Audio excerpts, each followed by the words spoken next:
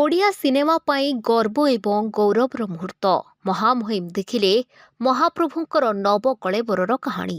ଶ୍ରୀଜଗନ୍ନାଥଙ୍କର ନବକଳେବର ନେଇ ନିର୍ମିତ ହୋଇଥିବା ଓଡ଼ିଆ ସିନେମା ଶ୍ରୀଜଗନ୍ନାଥଙ୍କର ନବକଳେବର ଦେଖିଛନ୍ତି ରାଷ୍ଟ୍ରପତି ଦ୍ରୌପଦୀ ମୁର୍ମୁ। ଦିଲ୍ଲୀସ୍ଥିତ ରାଷ୍ଟ୍ରପତି ଭବନର କଲଚରାଲ ସେଣ୍ଟରରେ ସିନେମା ଦେଖିଲେ ମହାମହିମ।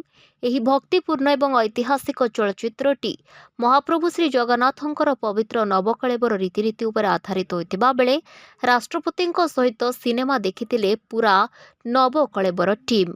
ଫିଲ୍ମର ନିର୍ଦ୍ଦେଶକଙ୍କ ସହିତ ଚଳଚ୍ଚିତ୍ରର କଳାକାରମାନେ ଏବଂ ଅନ୍ୟ ସଦସ୍ୟ ଏଥିରେ ସାମିଲ ଥିଲେ। ରଥଯାତ୍ରା ସମୟରେ ବହୁ ପ୍ରତୀକ୍ଷା ଅନ୍ତ ଘଟାଇ ରିଲିଜ୍ ହୋଇଥିଲା ସିନେମା ଶ୍ରୀଜଗନ୍ନାଥଙ୍କର ନବକଳେବର। ଏହି ଅବସରରେ ମହାପ୍ରଭୁଙ୍କ ଲୀଳା ଦେଖିବାର ସୁଯୋଗ ପାଇଥିଲେ ଜଗନ୍ନାଥ ପ୍ରେମୀ।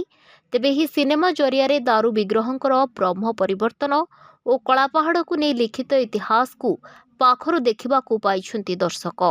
ଆଗାମୀ ପିଢ଼ି ନିକଟରେ ଏସବୁକୁ ସନ୍ତକ ଭାବରେ ରଖିବାର ଲକ୍ଷ୍ୟ ନେଇ ଏହି ସିନେମା ପ୍ରସ୍ତୁତ ହୋଇଥିବା କହିଛନ୍ତି ପ୍ରଯୋଜିକା ତଥା ନିର୍ଦ୍ଦେଶକ ବିନି ସାମଲ।